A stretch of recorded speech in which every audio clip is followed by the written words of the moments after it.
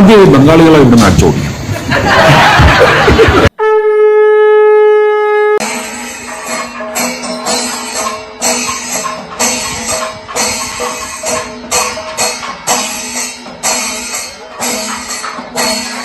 നമ്മുടെ കേന്ദ്രമന്ത്രി സുരേഷ് ഗോപി അതിഥി തൊഴിലാളികളെ കേരളത്തിൽ നിന്ന് അടിച്ചോടിക്കണമെന്ന് എവിടെയോ പറഞ്ഞത് സോഷ്യൽ മീഡിയയിൽ ഇന്ന് വലിയ വൈറലാണ്.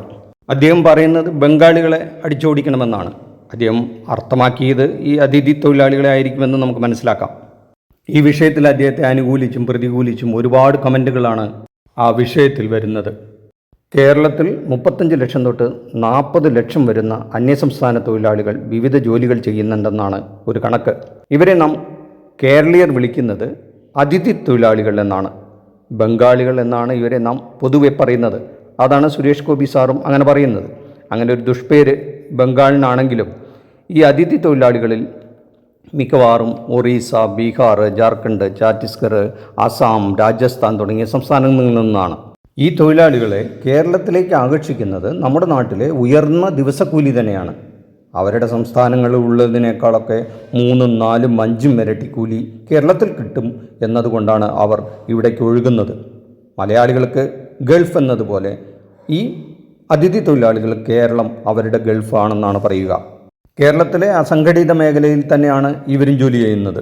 പ്രത്യേകിച്ചും കൃഷി, കൺസ്ട്രക്ഷൻ വർക്ക്, ഫാക്ടറികൾ, ഹോട്ടലുകൾ തുടങ്ങി ഏറെക്കുറെ എല്ലാ മേഖലകളിലും കേരളത്തിലെ മുക്കിലും മൂലയിലും ഈ തൊഴിലാളികളെ നമുക്ക് കാണാം. ഏതാണ്ട് കേരള ജനസംഖ്യയുടെ 10-1 വരും ഇവരുടെ എണ്ണം. കേരളത്തിലെ ഇവരുടെ തലസ്ഥാനം എന്നറിയപ്പെടുന്നത് പെരുമ്പാവൂർ ആണെന്ന് പറയാം. ഇവിടുത്തെ ഗാന്ധി മാർക്കറ്റിൽ ചെന്നാൽ ഇക്കാര്യം ബോധ്യമാകും. ആഴ്ചയിലെ ഓരോ ഒഴിവു ദിവസങ്ങളിലും ലക്ഷക്കണക്കിന് രൂപയാണ് കേരളത്തിൽ നിന്ന് ഇവരുടെ ജന്മനാടുകളിലേക്ക് അയക്കുന്നത്. ഈ പണം അയക്കുന്നതിന് മാത്രം ചില ഷോപ്പുകൾ ഈ പെരുമ്പാവൂരിലുണ്ട്. ഒരു പാരലൽ ബാങ്കിങ് സംവിധാനം തന്നെ ഇവിടെ വർക്ക് ചെയ്യുന്നു എന്നർത്ഥം. അതായത് കണ്ടാൽ ഒരു മൊബൈൽ ഷോപ്പ് ആണെന്നേ വിചാരിക്കൂ.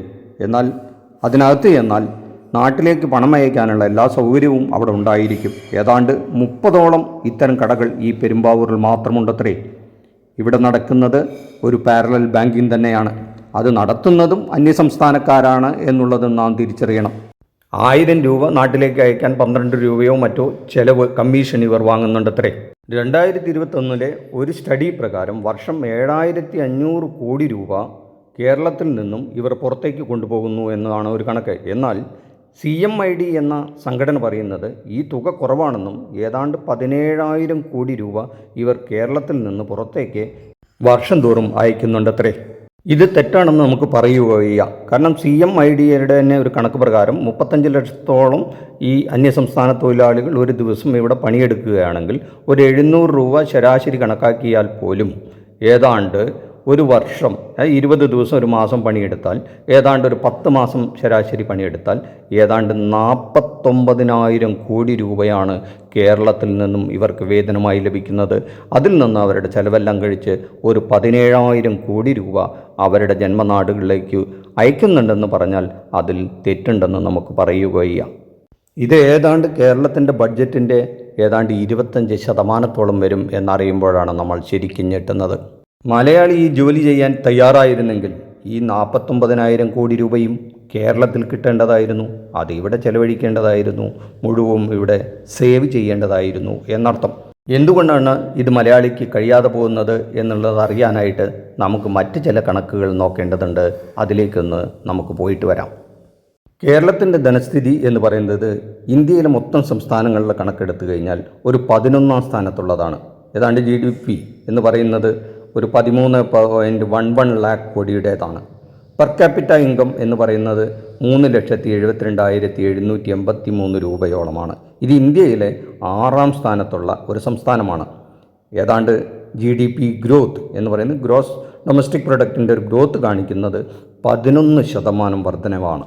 ഈ ആളോഹരി വരുമാനം തന്നെ 2025-26 വിഭാവനം ചെയ്യുന്നത് ഏതാണ്ട് 4,12,000 രൂപയോളമാണ് എന്നുള്ള കാര്യം മനസ്സിലാക്കുന്നിടത്താണ് നമ്മൾ ഈ അന്യസംസ്ഥാന തൊഴിലാളികളുടെ വിഷയം കൂടെ കൈകാര്യം ചെയ്യപ്പെടേണ്ടത്. കേരളത്തിൻ്റെ ഏറ്റവും വലിയ വെല്ലുവിളി എന്നുള്ളത് 66% വരുന്ന സർവീസ് സെക്ടറാണ്. GDPയുടെ പ്രധാന ഘടകവും അതുതന്നെയാണ്. അതുകൊണ്ട് തന്നെയാണ് അതിഥി തൊഴിലാളികൾ നമുക്ക് വിഷയമാകുന്നതും. 49,000 കോടി രൂപ ഇവർ സമ്പാദിക്കുമ്പോൾ അതിൽ 17,000 കോടി രൂപയോളം കേരളത്തിന് പുറത്തേക്ക് ഒഴുകുന്നു എന്ന് നാം മനസ്സിലാക്കണം. കേരളത്തിൽ അതിദാരിദ്ര്യം 1% താഴെയാണെന്നാണ് കണക്ക്. നമുക്ക് അത് അഭിമാനിക്കാവുന്ന ഒരു കണക്കുമാണ്.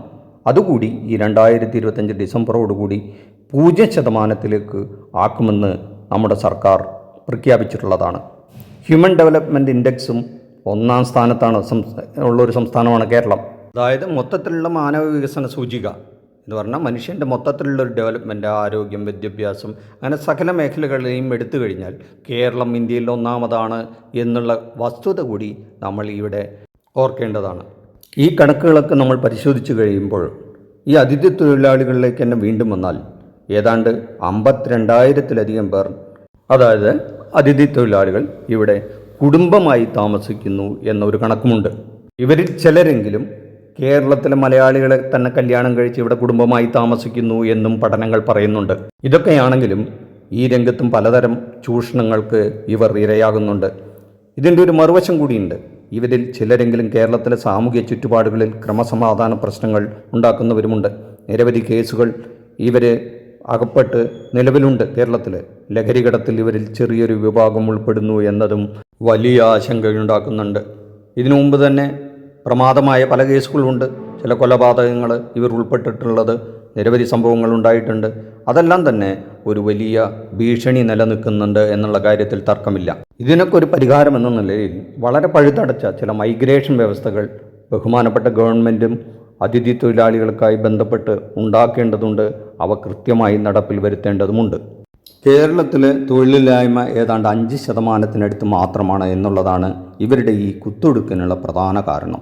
നാം ആരും കൃഷി, കെട്ടിട നിർമ്മാണം, ഹോട്ടൽ തൊഴിൽ തുടങ്ങിയ കായിക പ്രാധാന്യമുള്ള ഒരു ജോലികളിലും ദിവസക്കൂലിക്ക് പണിയെടുക്കാൻ തയ്യാറല്ല. എന്ന് പറഞ്ഞാൽ മലയാളി ഈ വക പ്രവൃത്തികളൊന്നും ഏർപ്പെടില്ല.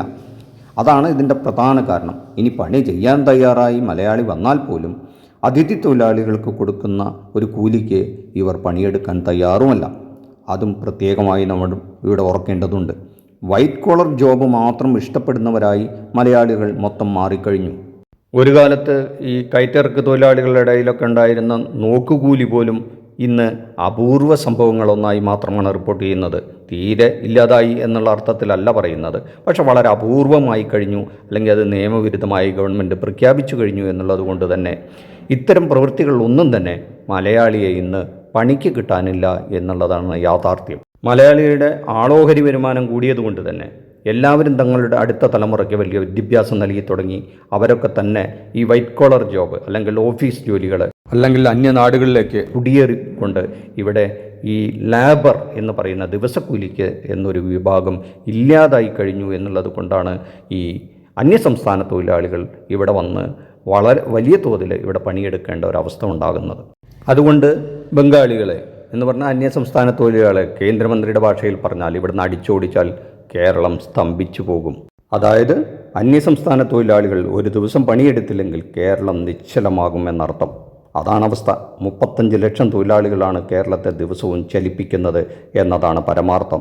ആരെന്തു പറഞ്ഞാലും അതാണ് സത്യം, പരമമായ യാഥാർത്ഥ്യം. നിങ്ങൾക്ക് എന്തു തോന്നുന്നുവെങ്കിൽ ഈ കമൻറ്റ് ബോക്സിലിടുക. ഈ വീഡിയോ ഇഷ്ടപ്പെട്ടെങ്കിൽ ലൈക്ക് ചെയ്യുക, ഷെയർ ചെയ്യുക. ഈ ചാനൽ ആദ്യമായി കാണുന്നതെങ്കിൽ ഒന്ന് സബ്സ്ക്രൈബ് ചെയ്യുക, ബെല്ലൈക്കൺ ഒന്ന് എനാബിൾ ചെയ്ത് വയ്ക്കുക. Thank you.